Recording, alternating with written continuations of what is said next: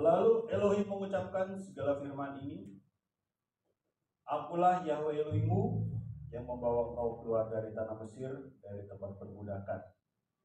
Jangan ada padamu ilah lain di hadapanku, jangan membuat bagimu patung yang menyerupai apapun yang ada di langit di atas, atau yang ada di bumi di bawah, atau yang ada di dalam air di bawah bumi. Jangan sujud menyembah kepadanya atau beribadah kepadanya, sebab aku Yahweh Elohimmu adalah Elohim yang cemburu, yang membalaskan kesalahan bapa kepada anak-anaknya, kepada keturunan yang ketiga dan keempat dari orang-orang yang membenci aku. Tetapi aku menunjukkan kasih setia kepada beribu-ribu orang, yaitu mereka yang mengasihi aku dan yang berpegang pada perintah-perintahku. Jangan menyebut nama Yahweh Elohimmu dengan sembarangan, sebab Yahweh akan memandang bersalah orang yang menyebut namanya dengan sembarangan. Ingatlah dan kuduskanlah hari Sabat. 6 hari lamanya engkau akan bekerja dan melakukan segala pekerjaanmu. Tetapi hari ketujuh adalah hari Sabat Yahweh Elohimmu, maka jangan melakukan suatu pekerjaan. Kau atau anakmu laki-laki, atau anakmu perempuan, atau hambamu laki-laki, atau hambamu perempuan, atau hewanmu, atau orang asing yang di tempat kediamanmu. Sebab 6 hari lamanya Yahweh menjadikan langit dan bumi, laut dan segala isinya, Ia berhenti pada hari ketujuh. Itulah sebabnya Yahweh memberkati hari Sabat dan menguduskannya. Hormatilah ayahmu dan ibumu, supaya lanjut umurmu di tanah yang diberikan Yahweh itu kepadamu. Jangan membunuh, jangan berzina, jangan mencuri, jangan mengucapkan saksi dusta tentang sesamamu, jangan mengingini rumah sesamamu, jangan mengingini istrinya, atau hambanya laki-laki, atau hambanya perempuan, atau lembunya, atau keledainya, atau apapun yang dipunyai sesamamu. Amin.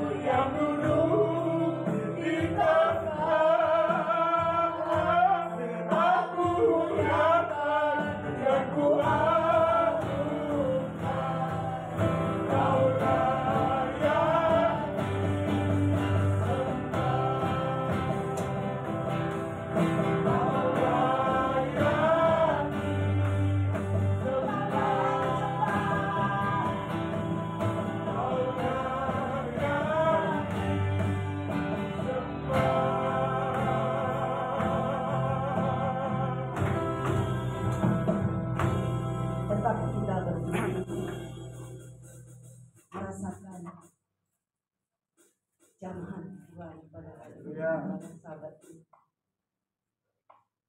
Doa pembukaan kami undang untuk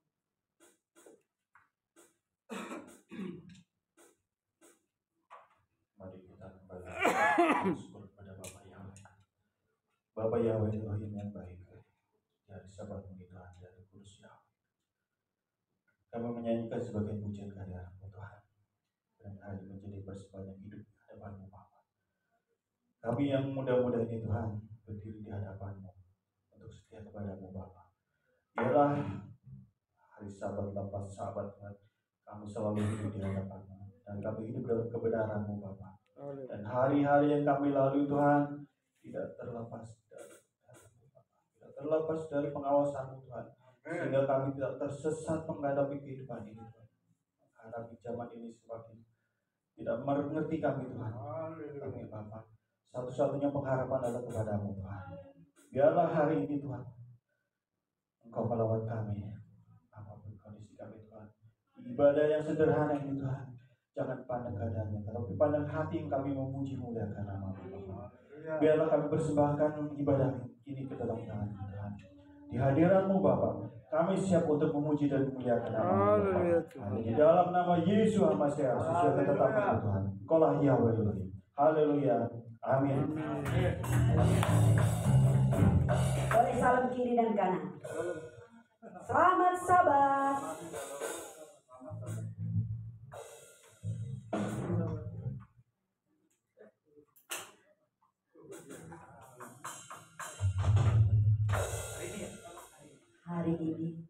Hari ini kita rasakan bahagia.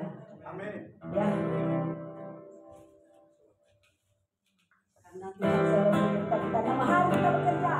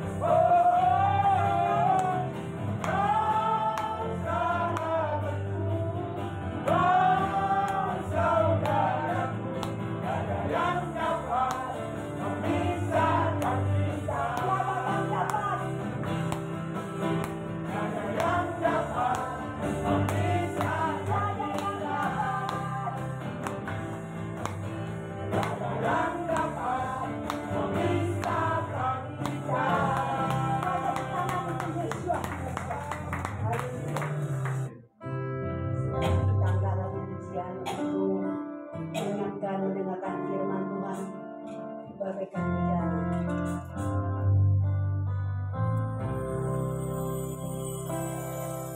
Bagaikan bejana siap dibentuk, demikian hidupku di tanganmu. Urapan kuasa rohmu, ku dibaharui selalu. Jadikanku alat dalam rumahmu, inilah hidupku di tanganmu. Bentuklah seluruh kehendakmu, pakailah sesuai rencanamu.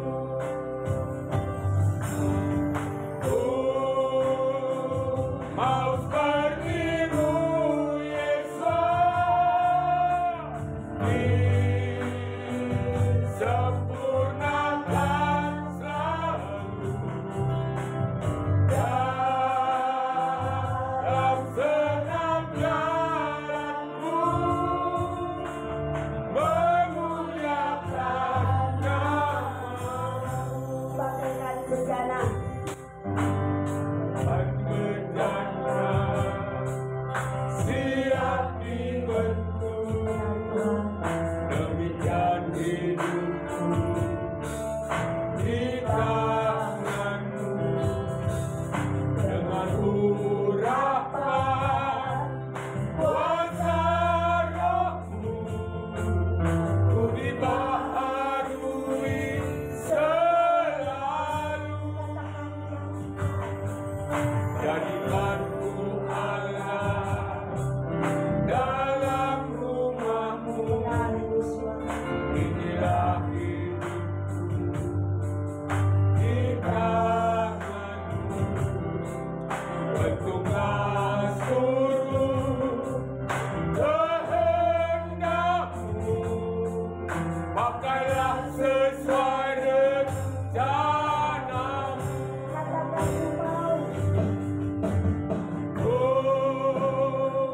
Mau sepertimu, Yesus, disempurnakan selalu dalam senam jalanku, memuliakan namamu.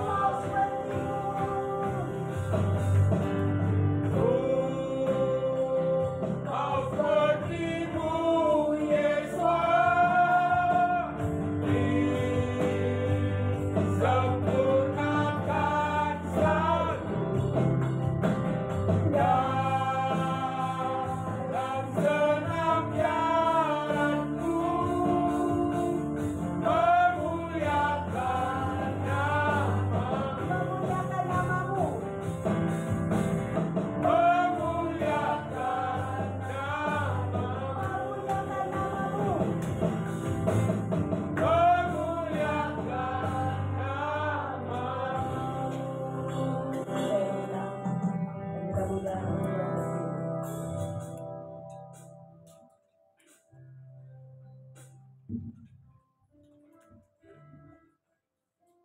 Mari kita bersatu berdoa.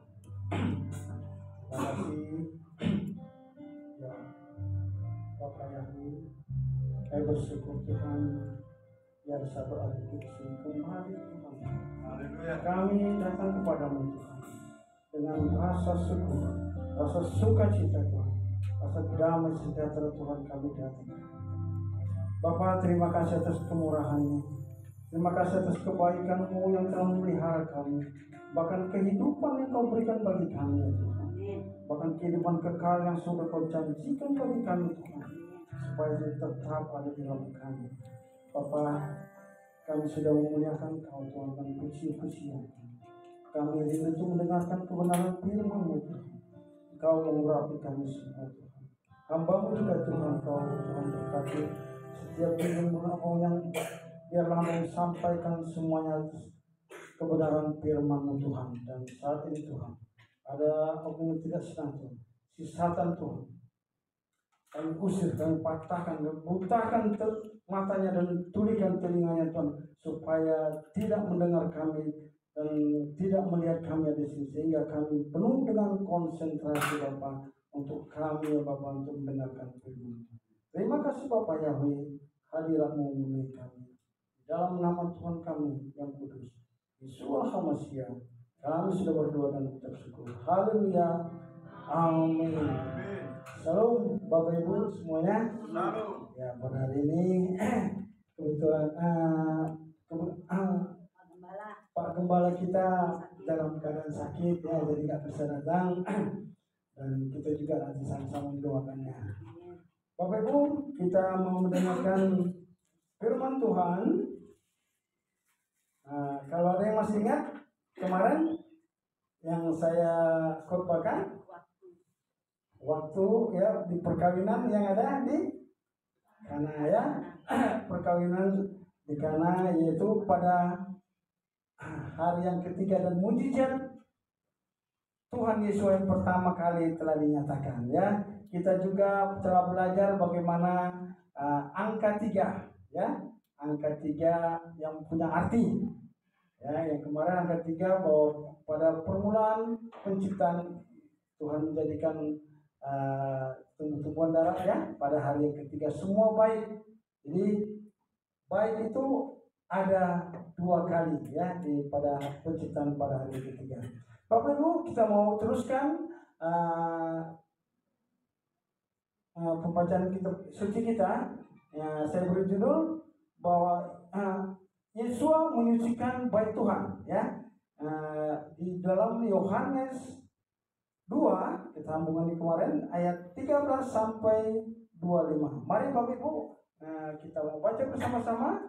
Saya ayat 13 yang ganjil, Bapak Ibu yang genap ya. Mari kami undang untuk berdiri menghormati hadirat Tuhan. Yesus menyucikan bait Tuhan. Ketika hari raya Paskah orang Yahudi sudah dekat, Yesus berangkat ke Yerusalem. Dalam bait suci dapatnya pedagang-pedagang lembu, kambing, domba, dan merpati, dan menukar uang duduk di situ.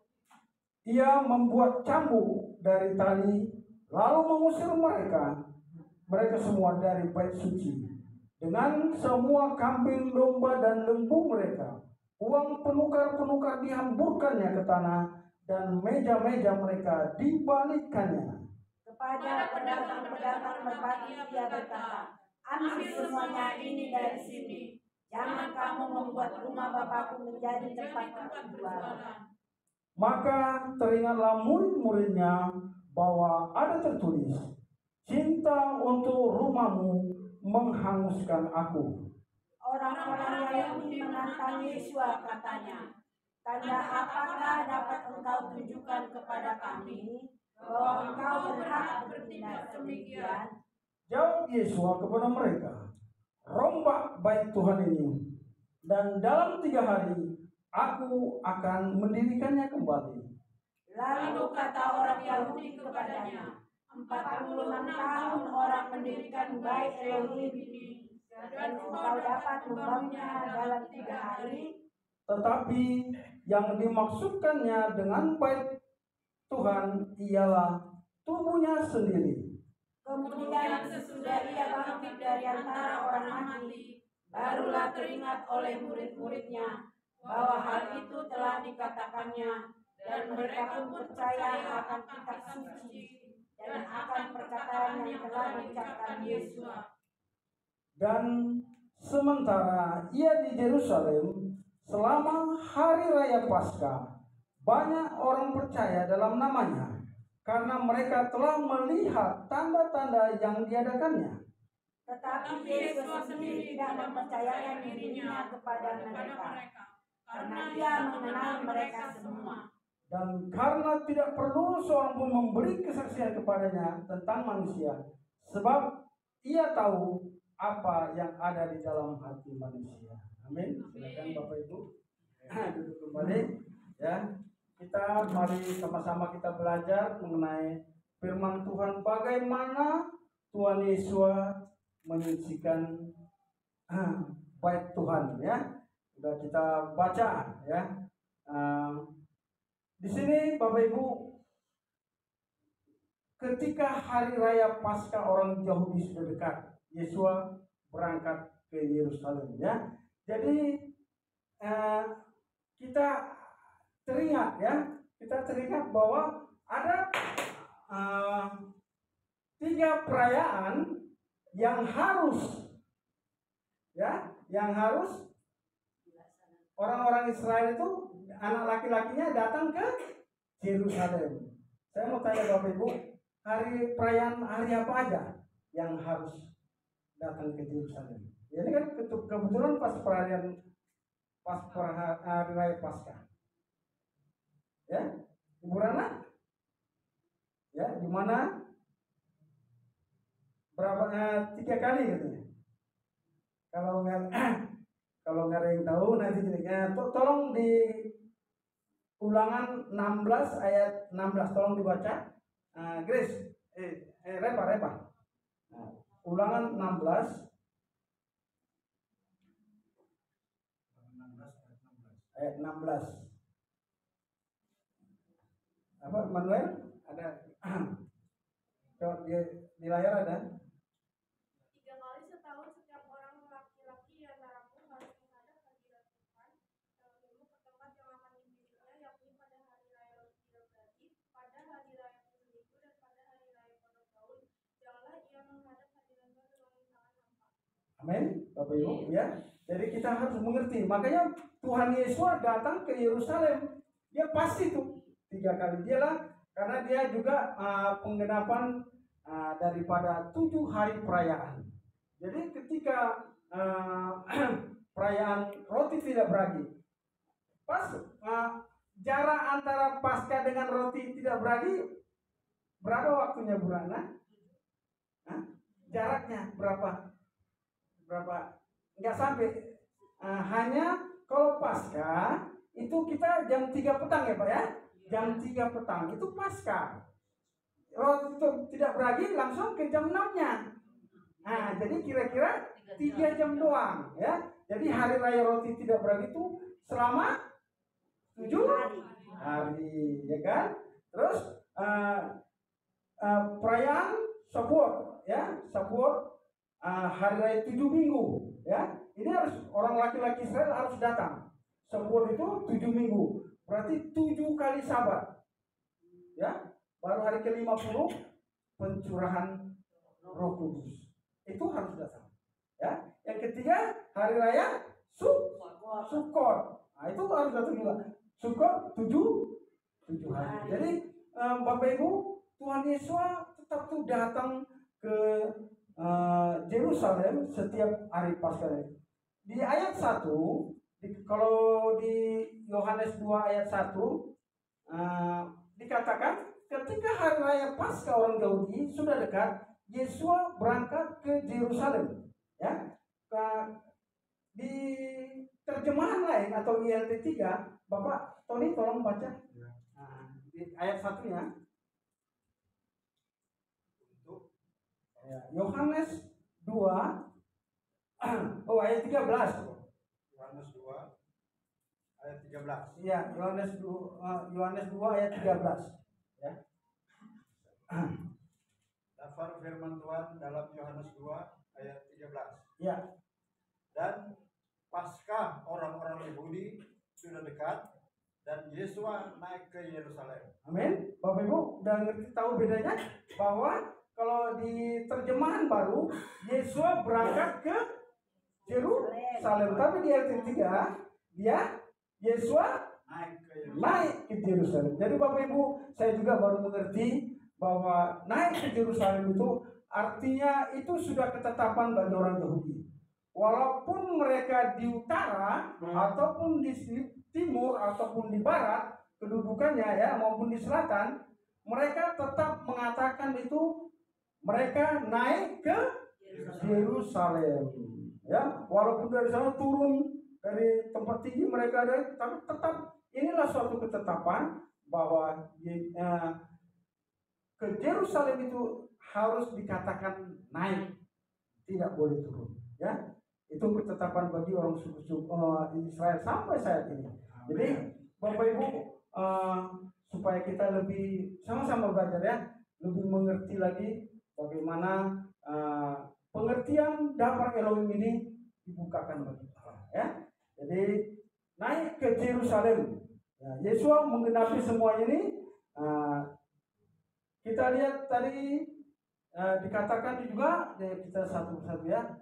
Ia di dalam bait suci didapatinya pedagang-pedagang lembu, pedagang kambing, merpati dan penukar-penukar uang duduk di situ yang membuat cambuk dan tali-tali lalu mengusir mereka semua dari bait suci, dan semua kambing, domba, lembu, uang penukar-penukar dihamburkannya dan meja-meja mereka dibalikkannya. Kepada pedagang-pedagang merpati ia berkata, ambil semua ini, jangan kamu membuat rumah Bapakku menjadi tempat berjualan.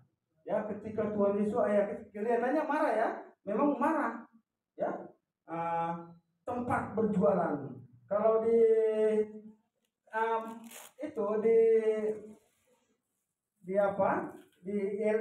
yang terjemahan baru di kitab lain, Matius 21 ayat 13 dikatakan bukan tempat berjualan tapi sarang ya, sarang penyamun ya,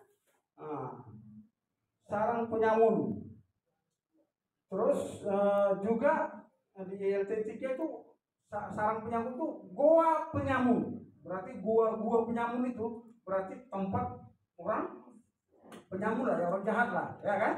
Nah, tapi di sini dikatakan ya, kita biar tambah pengertian kita bahwa rumah Bapakku menjadi tempat berjualan ya. Jadi padahal bait suci itu adalah rumah doa ya. Jadi Bapak Ibu, sekali lagi kita sering waktu zaman Yesus, Tuhan Yesus begitu marah, mencambuk semua ya. Sekarang saya mau tanya Bapak Ibu, boleh nggak kita berjualan di rumah Elohim? Kan kalau kita lihat dulu, kalau saya di tempat gereja lama ya, karena gerejanya besar, ya banyak di sekitar gitu kan, ada yang jual bakso, jual apa sekitar mau masuk itu kan di plaza ini kan, pekarangannya jual bakso, macam-macam. Terus di dalamnya ada jual kue-kue, buku-buku, ya kan? Nah, sekarang mulai bertanya ada ini, kita sharing aja. Boleh nggak tidak berjualan di rumah Elohim? Ibu ini? Boleh. Ibu Rana? Oh, nggak tahu. Pak itu, Pak Johnson, gimana Pak Johnson? Boleh, Pak. Boleh. Terus? Ya, tetap ibadah, maksudnya ya di luarnya atau di sekitarnya itu kan. Pak Sutrisno apa Pak Sutrisno? Teras. Di sini kan Tuhan Yesus kan marah ini kan di depannya itu campur ini pelataran itu, di pelataran itu di bait suci Tuhan Yesus mencampur semua penukar uang itu. Nah, jadi boleh kan berjualan di rumah Elohim? Jadi ada yang boleh, ada yang nggak tahu, ada yang tidak. Ya, kita belajar menurut Alkitab. Bapak Ibu. Al-Quran.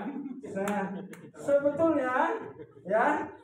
sebetulnya kalau kita lihat apa konteksnya berjualan di tempat Elohim di sini ya, kita konteksnya dulu. Jadi jangan ngawur kiri gitu.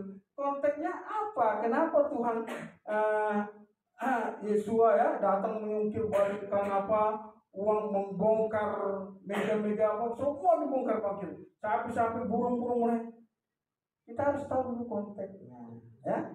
Jadi apa motivasinya, apa dulu gitu ya, apa dulu ya. Jadi kalau kita lihat kalau pada zaman Tuhan Yesus, ya makanya dia otak-atik semua jungkir balik itu, kita lihat dulu dan kita itu harus paham dulu zaman Tuhan Yesus itu siapa-siapa yang berkuasa di bait suci itu, ya siapa-siapa yang berotoritas lah. Ya. Jadi kita harus tahu dulu, harus paham itu. Nah, baru kemarin itu saya diajarin juga kan. Oh, selama ini saya nggak tahu, nggak ngerti ya. Jadi kita Bapak Ibu, saya juga belajar, Bapak Ibu juga belajar. Jadi motifnya apa dulu ya? Boleh tidak berjualan di rumah Elohim. Nah, ini waktu Tuhan Yesus itu motifnya begini. Ternyata harus ada kita pahami dulu ya. Pertama, ya. Bait suci waktu di zaman Yesua ya dikuasai oleh orang Saduki ya. Jadi orang Saduki ini adalah golongan orang yang tidak percaya akan kebangkitan. Ini orang. Tapi kalau orang Farisi percaya dia akan kebangkitan. Contohnya siapa Bapak Ibu? Saulus itu orang Farisi, ya. Beda dengan orang Farisi. Mari Bapak Ibu, tolong Ibu Rana tolong baca di Kisah Rasul ayat 23 sampai 6 sampai 8. Kisah Rasul ayat 23 6 sampai 8. Kisah Rasul pasal 23 ayat 6 sampai 8. Kisah Rasul 23 ayat 6 sampai 8.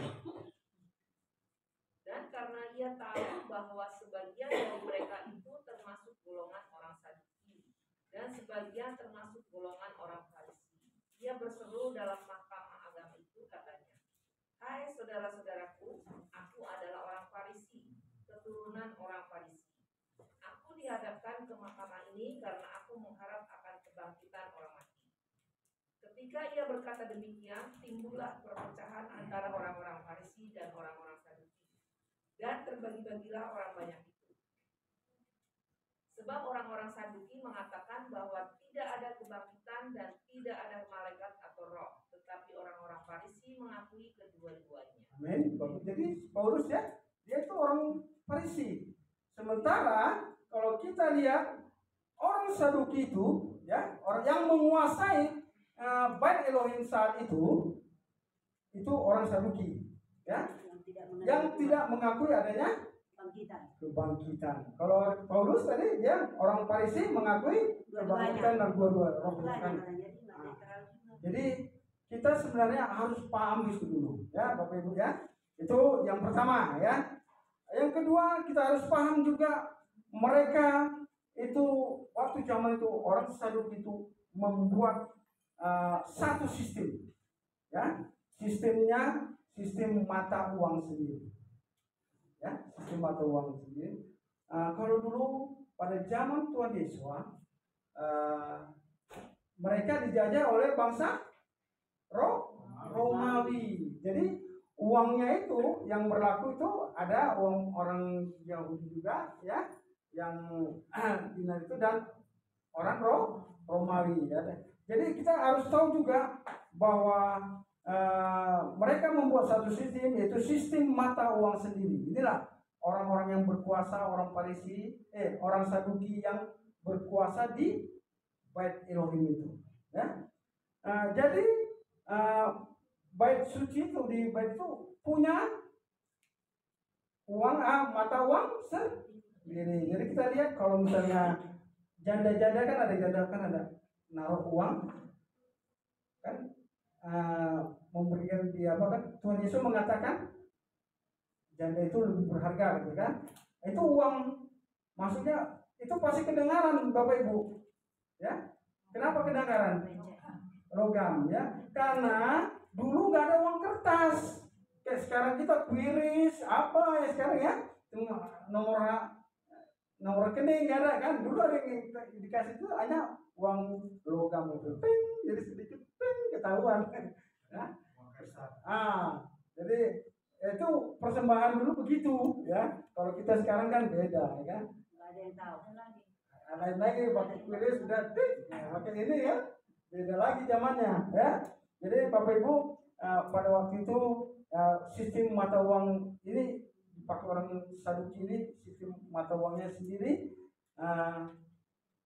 Jadi juga mereka di dalam perayaan-perayaan ya, perayaan-perayaan ini yang seperti yang kita udah tadi yang perayaan Paskah Paskah tadi gitu ya, itu setiap orang Israel ya laki-laki atau keluarga lah yang dibilang kan, itu membawa apa ya, domba bisa, terus apa lagi ya, ada kalau yang merpati yang miskin banget itu ada merpati, dan kekubur yang miskin nggak mampu gitu kan. Tapi semua persembahan yang dibawa itu tidak boleh bercacat, nggak ada cacatnya ya. Nah, jadi mereka harus menyediakan domba atau yang tidak bercacat ya. Jadi Bapak Ibu kalau karena ini perayaan, jadi orang Saduki ini karena mereka itu mengatakan ya supaya apa yang dipersembahkan oleh bangsa anak laki-laki Israel, bangsa Israel itu tidak boleh cacat. Jadi mereka membuat aturan sendiri ya. Orang Saduki itu membuat aturan sendiri dengan membuat seperti quality control ya Bu Rana ya, puisi ya. Jadi dibuat tuh puisinya, quality control ya. Ini barang ini, domba ini ada cacat ini, nggak boleh, kan? Merpati nggak boleh, ya. Orang itu sudah mengerti gitu ya.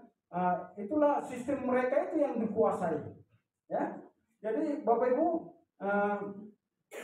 kalau ini misalnya nggak layak, jadi mereka ada tempat kalau nggak layak domba ini ya, domba ini cacat, padahal dari rumah udah bagus, sudah sempurna lah kalau menurutnya apa kan. Tapi sampai di sana di bait suci itu mereka tidak mengatakan ya bahwa ini ada cacat. Jadi orang-orang Saduki di sini mengatakan supaya itu diganti, ya, persembahan yang dibawa itu diganti. Mereka maka membeli, ya, mereka membeli lagi, ya, terus dengan beda kurs juga ya, membeli itu kan beda kurs itu membuat orang Saduki ini menjadi kaya.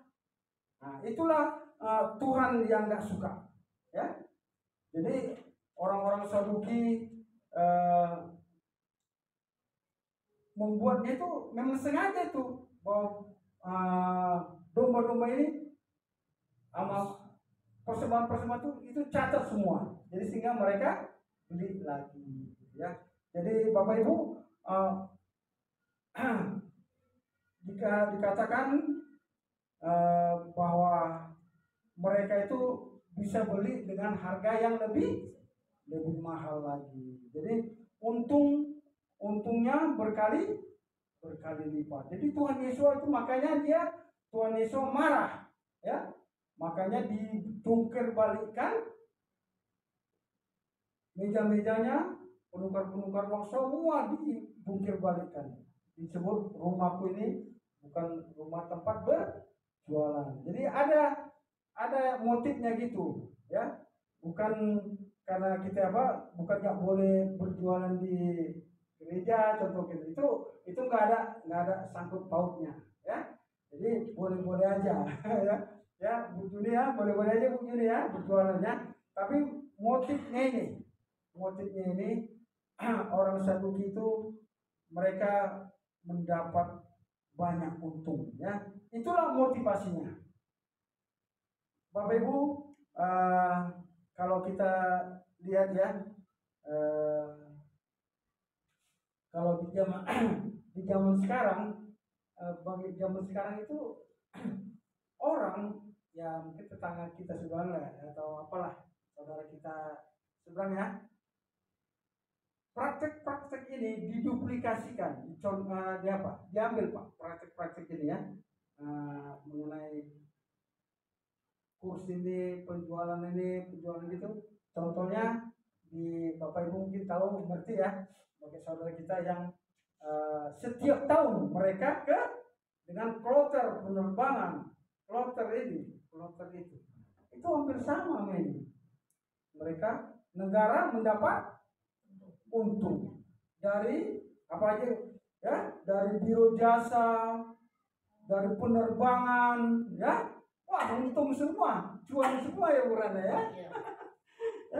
Apalagi orang dagang itu, dagang yang ini, dagang itu ya, apalagi dagang air suci, air apa lagi Pak? Air jam-jam. Oke, maaf kata air kencing muntah gitu ya. Itu aja dijual ya. Jadi itulah penduplikasinya itu. Ditiru dari apa?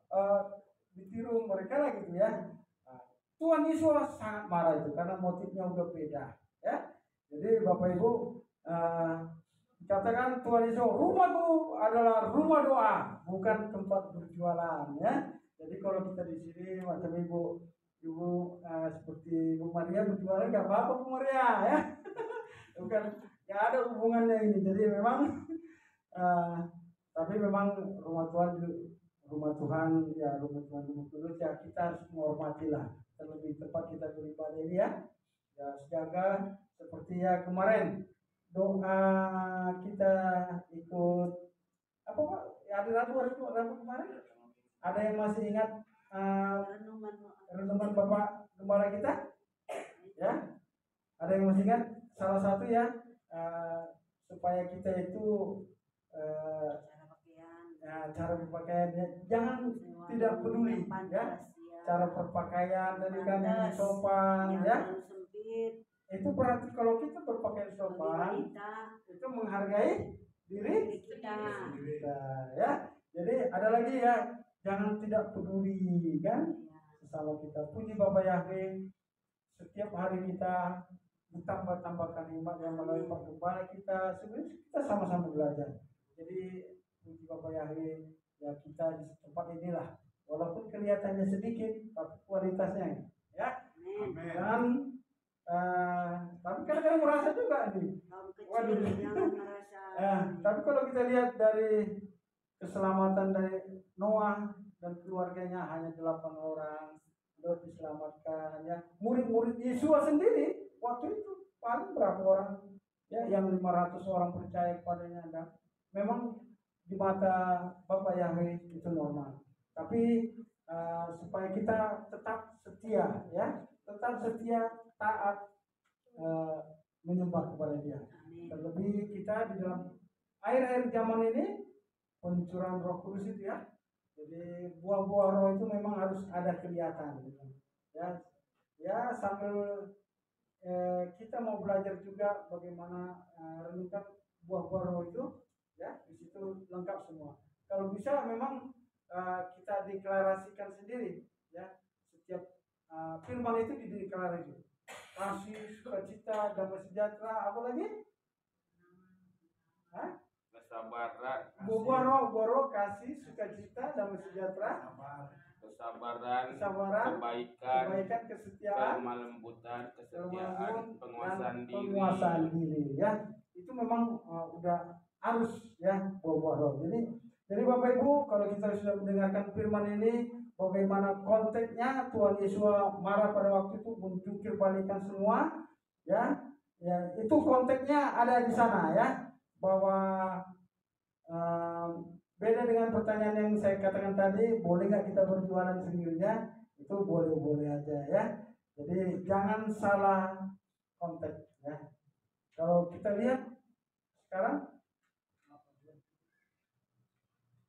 kalau kita lihat dengar juga ya, banyak sekarang pengajar-pengajar ya, karena kebiasaan memotong-motong ayat ya, kebiasaannya ngambil ayat seenak-enaknya ya, akhirnya apa?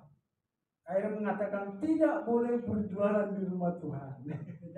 Jadi itu kan menurut mereka ya, tapi kita sudah mengerti bagaimana konteksnya. Tuhan Yesus benar peradaban semua itu karena dia tahu orang Saduki begitulah apa itu kan, membuat diri mereka kaya semua kan, ada motivasi yang lain.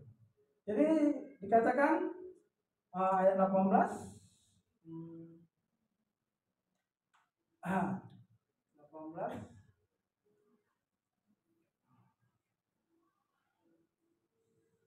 orang-orang Yahudi menantang Yesus, katanya, tanda apakah engkau ditunjukkan kepada kami bahwa engkau berhak bertindak demikian? Jawab Yesus kepada mereka, rombak bait Elohim ini, dalam 3 hari aku akan mendirikannya kembali.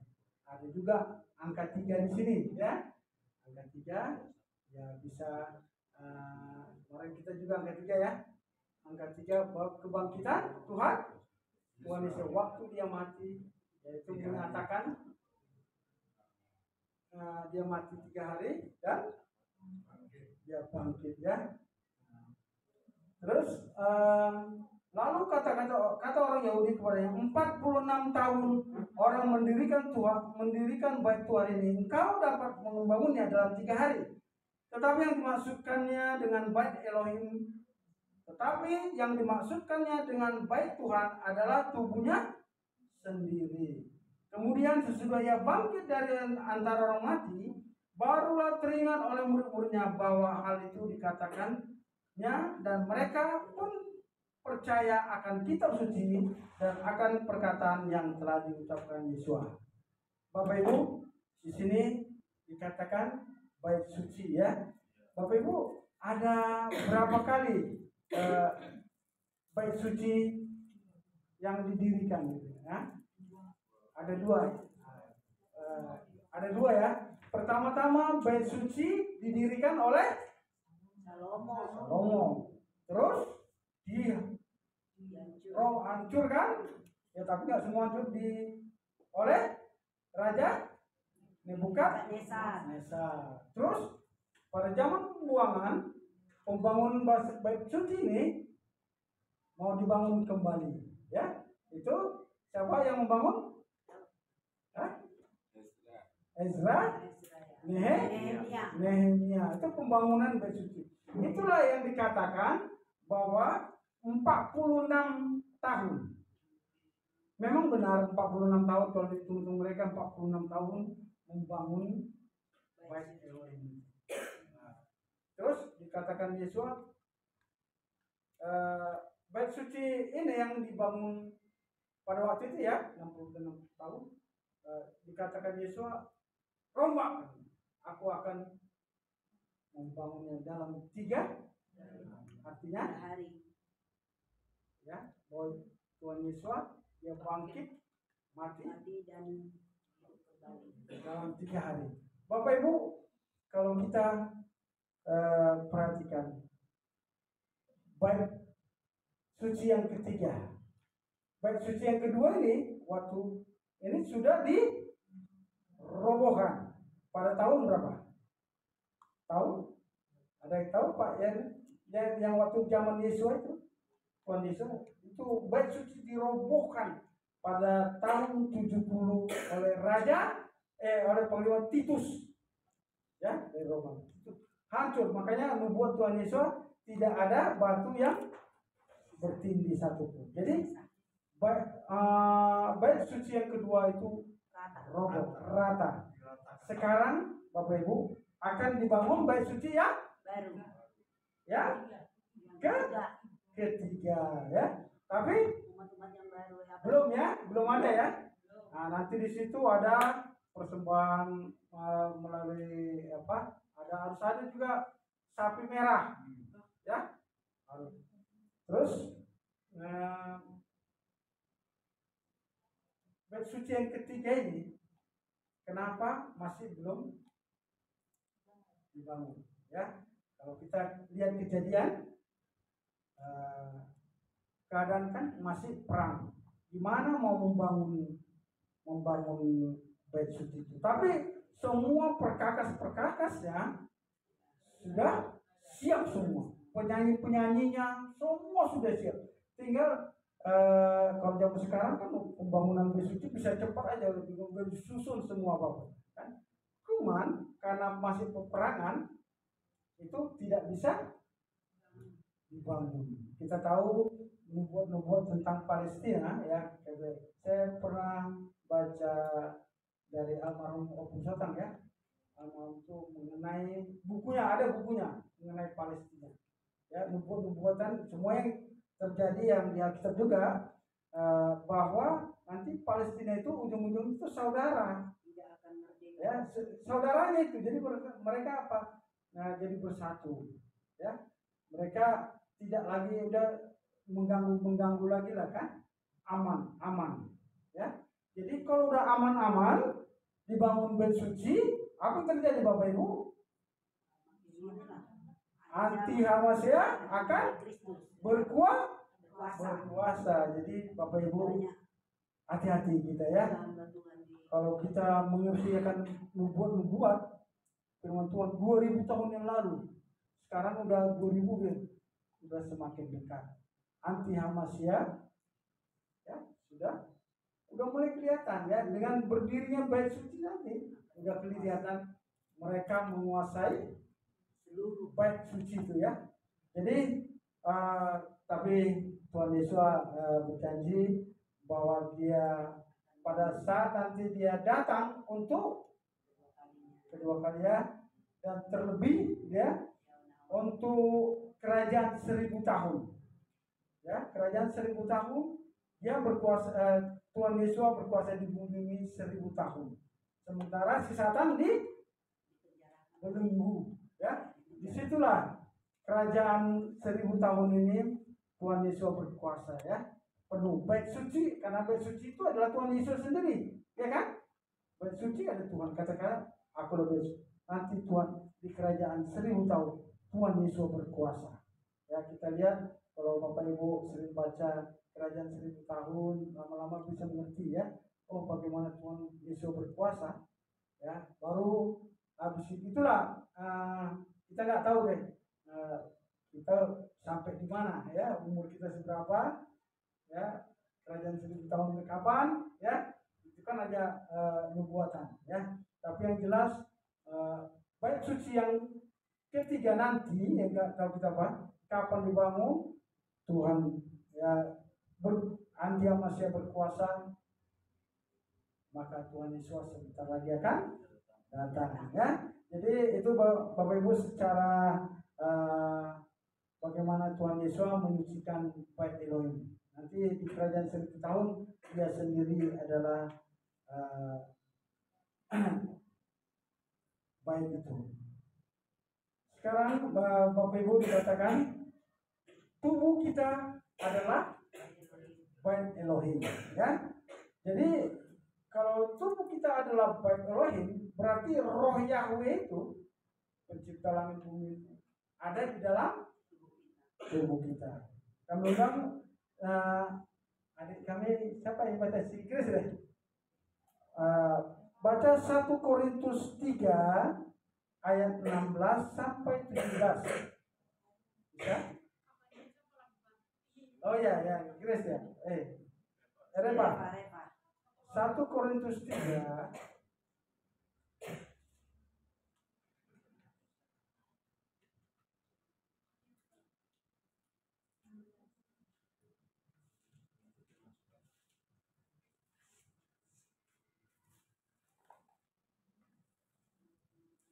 Sudah ketemu? 1 Korintus 3 ayat 16 sampai dengan 17. Tidak tahukah kamu bahwa kamu adalah bait Elohim dan bahwa Roh Kudus diam di dalam kamu?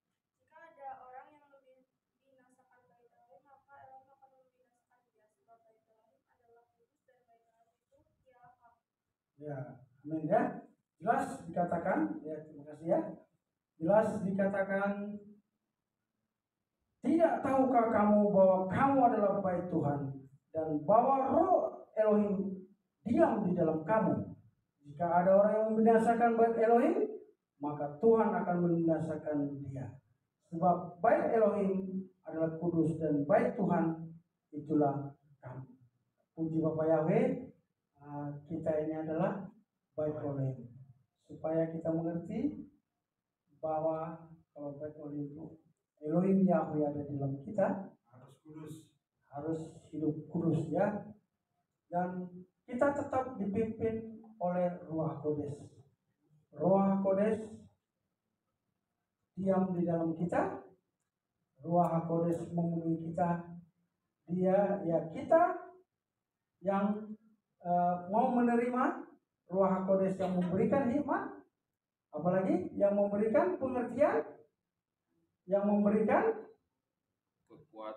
kekuatan, terus memberikan pengenalan akan nama kudus dan roh takut akan Yahweh. Bapak Ibu, ini tolong betul. Mama Priska baca Yesaya 11 ayat 2. Yesaya 11. Nah, berarti Yesaya 11 ayat 2. Roh Elohim akan ada padanya, roh hikmat dan pengertian, roh nasihat dan keperkasaan, roh pengenalan dan takut akan Elohim. amin. Ya. Ini kita harus mengerti. Inilah menorah itu. Pengertian dari menorah di sini di tengah-tengah Elohim Yahweh ya, baru diri roh hikmat, ada 7 jadi roh hikmat, roh pengertian, roh nasihat, roh perkasa, roh pengenalan akan nama Yahweh dan roh takut akan Yahweh. Jadi kita sebagai anak-anak Elohim kita harus sadar ya, siapapun kita, kalau kita sudah mengerti, mari kuduskan tubuh kita ya, tubuh jiwa kita harus kudus. Jangan kita mengatakan roh kudus tapi nggak taat ya.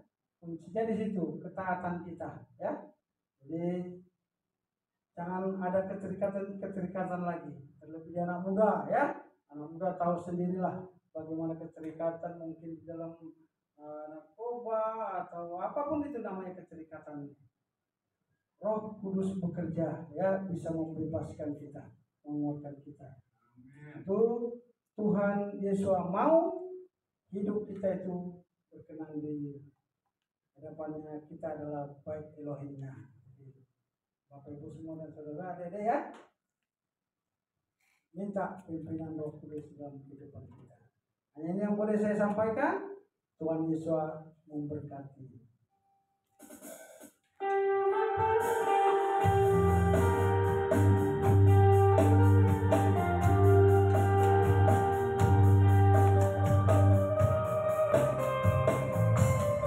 Bersama indahnya.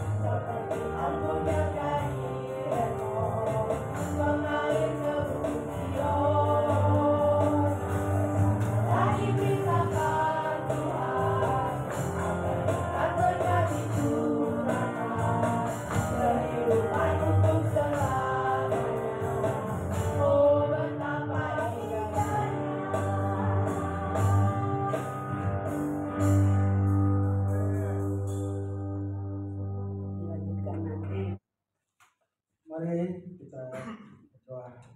Terima kasih Bapa. Terima kasih atas kebaikan Tuhan. Terima kasih Bapa buat firman Tuhan yang begitu indah saat ini Bapa. Kau mengingatkan kami supaya kami Tuhan, kami adalah baik dengan Tuhan. Kami bersyukur Elohim Yahweh diam di dalam kami. Elohim Yahweh, roh Elohim Yahweh ada pada kami, memenuhi kami, mengurapi kami. Kami terima roh Yahweh yang memberikan hikmat.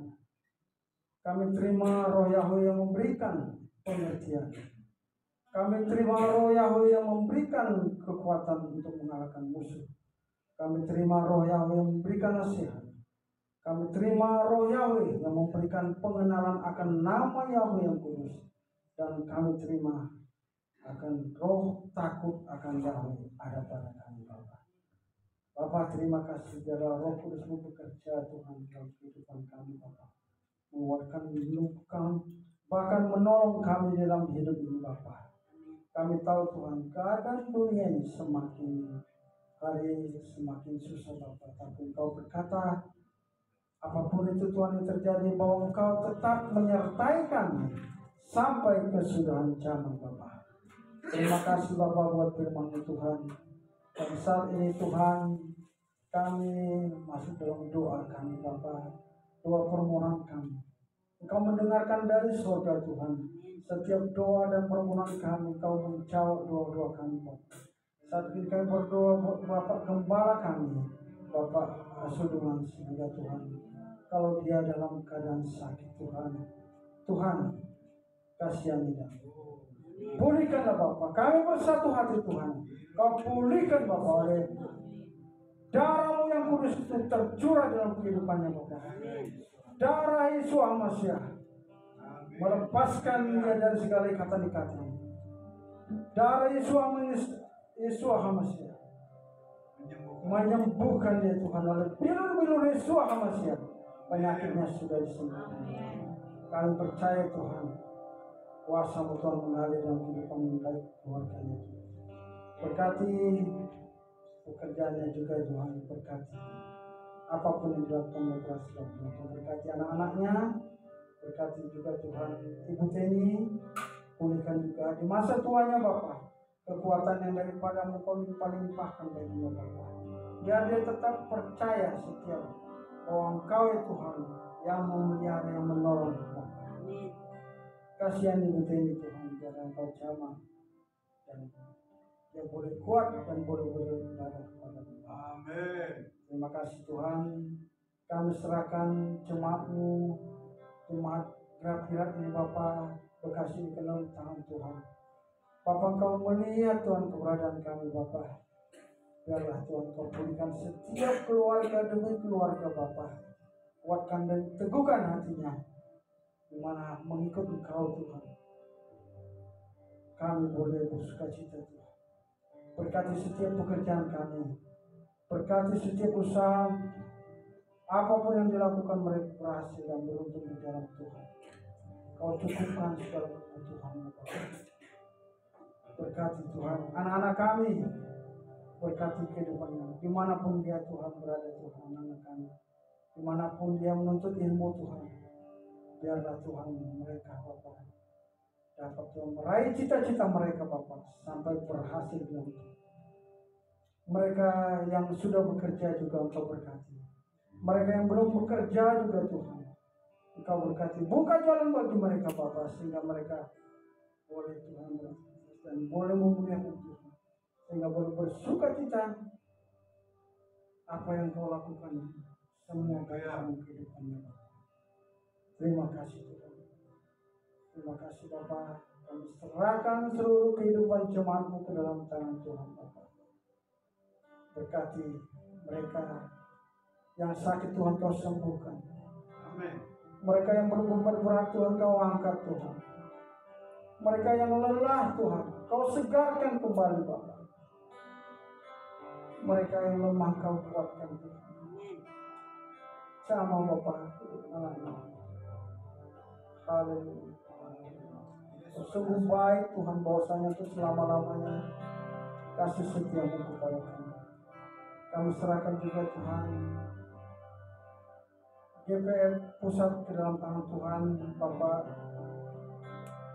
Yakub Sulistyo, Pak Simon, Pak Irfan, Rizky Diakon, dan semua gembala-gembala di mana Tuhan mereka memberitakan nama Tuhan, meninggikan nama Tuhan, dan banyak jiwa dimenangkan buat. Dan Kau nyatakan kemuliaan Bapa di bumi Indonesia ini, Bapak. Terima kasih Bapak. Kami serahkan juga Tuhan kehidupan mereka ke dalam tangan Tuhan. Saya berdoa ya Bapak untuk tempat ibadah kami Bapak, di mana bulan 5 kami akan membayar sewa gedung ini Bapak. Kami percaya Tuhan, Kau tidak mempermalukan anak-anak-Mu yang masih. Kau pasti buka jalan Tuhan bagi kami Tuhan. Dan kami percaya Bapak, semuanya Tuhan Kau lakukan Bapak untuk kebaikan kami. Dan kami boleh menyewa gedung ini kembali Bapak. Dan kami Tuhan boleh beribadah kepada-Mu Tuhan. Terima kasih Tuhan Yesus. Kau sungguh baik dan amat baik, dan berkati kiri kanan kami Tuhan, pelayanan setiap kami juga Tuhan, mereka boleh melihat Bapa bahwa nama-Mu ditinggikan, dimuliakan Bapa. Berkati bangsa dan negara kami ini Tuhan.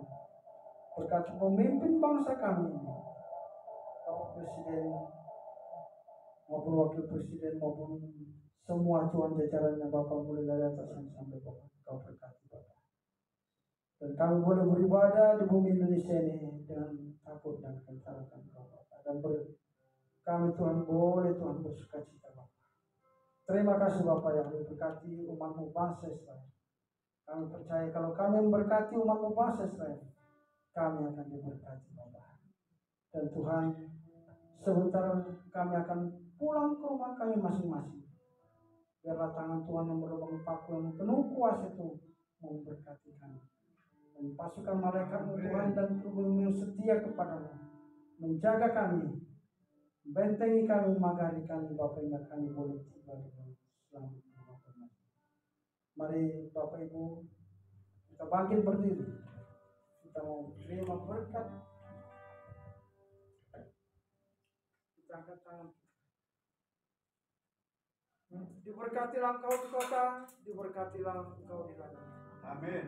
Diberkatilah buah kandunganmu, diberkatilah hasil bumi, diberkatilah hasil ternakmu, yakni kandungan anak kandunganmu. Diberkatilah bakulmu dan diberkatilah tempat adonanmu. Diberkatilah kamu pada waktu kau masuk dan diberkatilah engkau pada waktu. Amin. Bapa Yahweh memberkati dan melindungi kita. Amin. Bapa Yahweh menyinari wajahnya, memberikan kita kasih karunia. Amin. Bapa Yahweh menghadapkan wajahnya dan memberikan kita damai sejahtera. Amin. Kasih daripada Tuhan Yesus. Kasih Bapa Yahweh dan keluarga. Mulai hari ini sampai Tuhan Yesus Hamasia datang menjemput kita jauh dengan kita memakai tubuh kemuliaan dan sampai kita ke Yerusalem sampai selama-lamanya. Tuhan Yesus. Haleluya. Haleluya.